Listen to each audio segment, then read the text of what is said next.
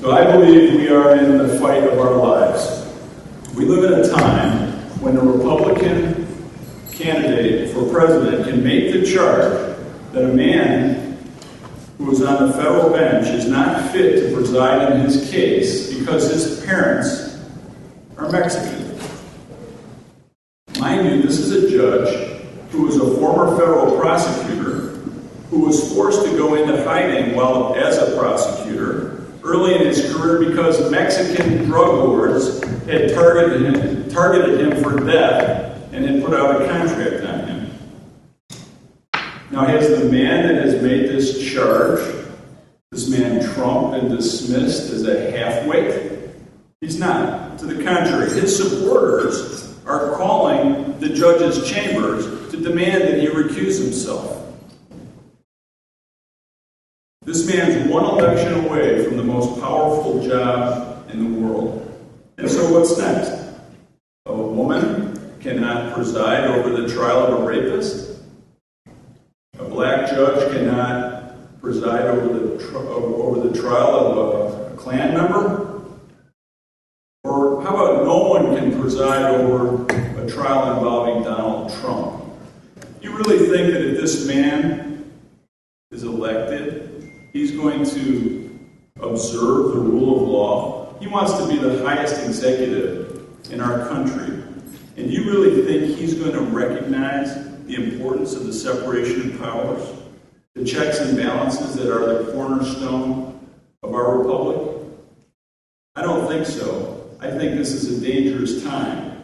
And I think this is a dangerous man. But the continued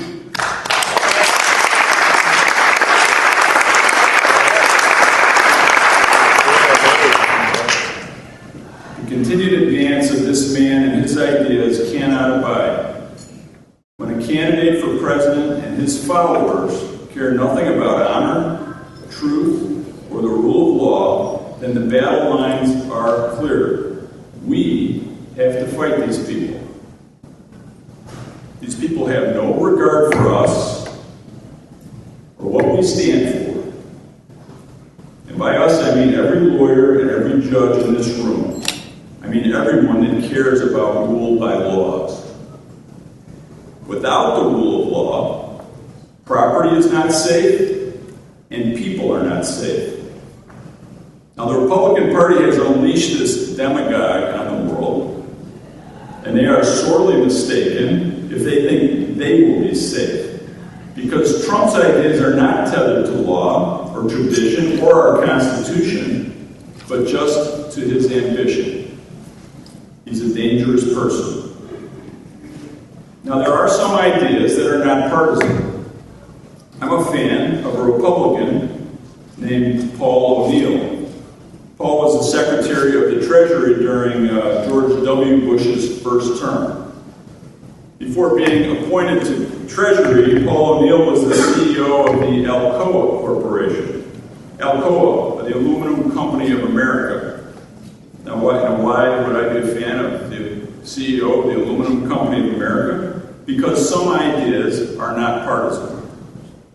In 1987, Alcoa was the biggest maker of aluminum in the world. They made everything from Coke cans to airplane wings. They had 500 plants, 120,000 employees worldwide, and they made products from scrap where they melt aluminum into giant crucibles, and they put those crucibles up to 2,000 degrees, and they carry them off in heavy-duty trucks and on rail lines. There's massive conveyor belts and cranes, swinging booms and catwalks. It's a big industrial giant. And in 1987, Alcoa was doing poorly. Its stock was down, and the board brought in a new CEO, Paul O'Neill. Now, before accepting the job, O'Neill considered some things he could do to change and turn around this company. And what he did was surprising. He appeared at a securities analyst meeting and announced his initiative. He wanted to make Alcoa the safest company in the world. He wanted their accident rate to be 0. He wanted everyone in the company thinking about safety all the time, and it was going to start with him. Now, the securities analysts, these Wall Street guys, right? They ran out of the room to call their desks. And what did they tell them? They said, sell Alcoa. Sell Alcoa. The Alcoa board has hired a crazy hippie. He's going to destroy this company. That's an actual quote from a securities analyst. Before every board meeting, O'Neill started by pointing out the exits to the room in case of an emergency. Every report from every department of this massive corporation started with safety statistics. Safety professionals were moved to the front of every meeting and played an important role in every decision. The managers were told that safety is not a budget item. And what he meant by that was that if you see a safety problem, it gets fixed now. We don't wait, we don't talk about it, we don't meet about it, we fix it now.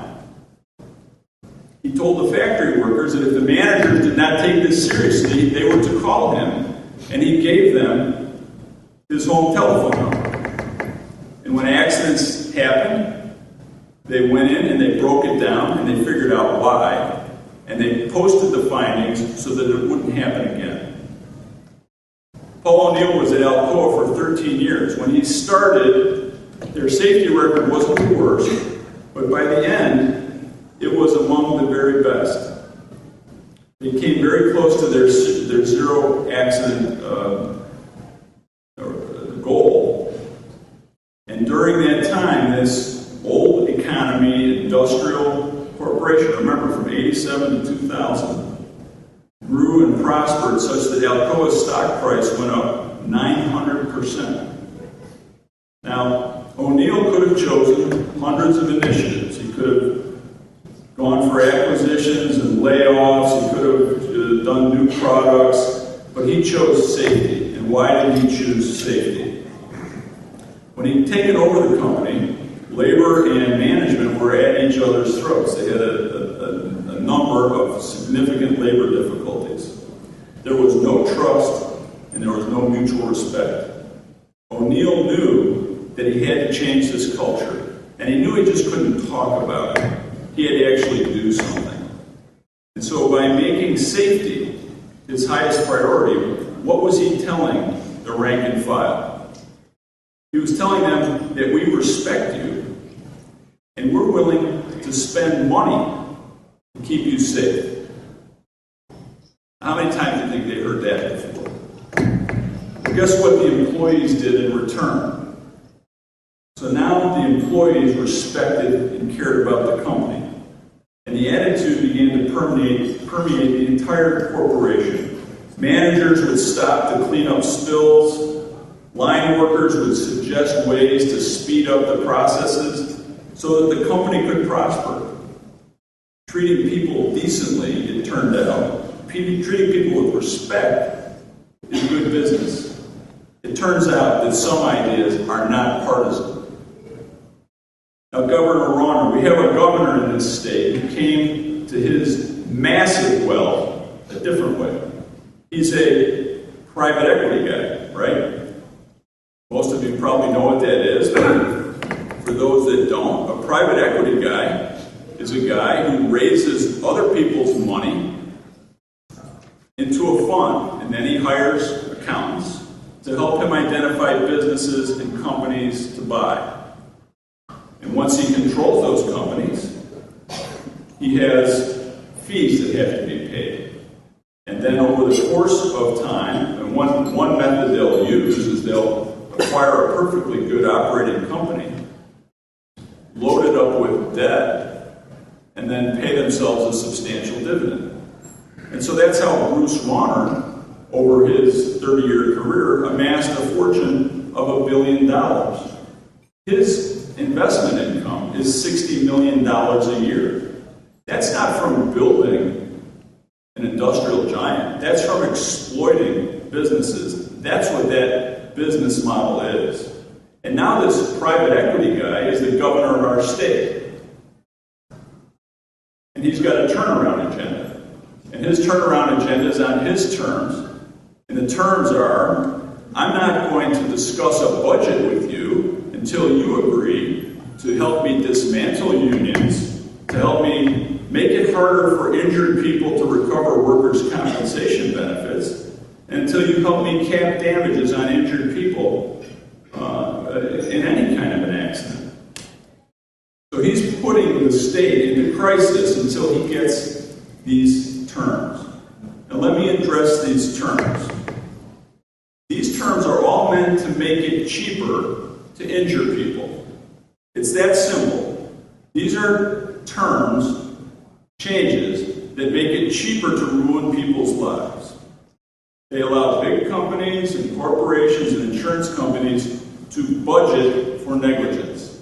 Because if they can make it predictable, if they can calculate how much it costs to kill and injure and maim our clients, they can operate more profitably. At least that's what Bruce Rauner thinks.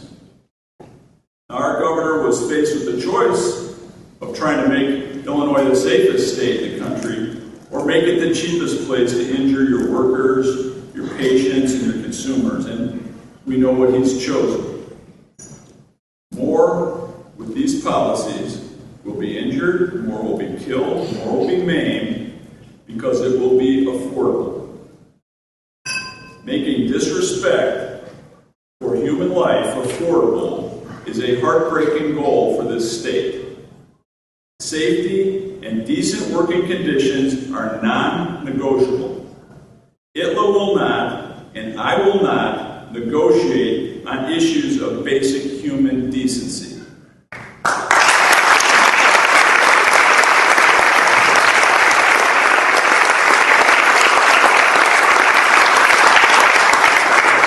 ITLA, the Illinois Trial Lawyers Association, is nothing without you. You have to stay in this fight with us, stay in it till the bitter end. Don't yield to these people and their money. Do not let them buy our government and our state. Thank you.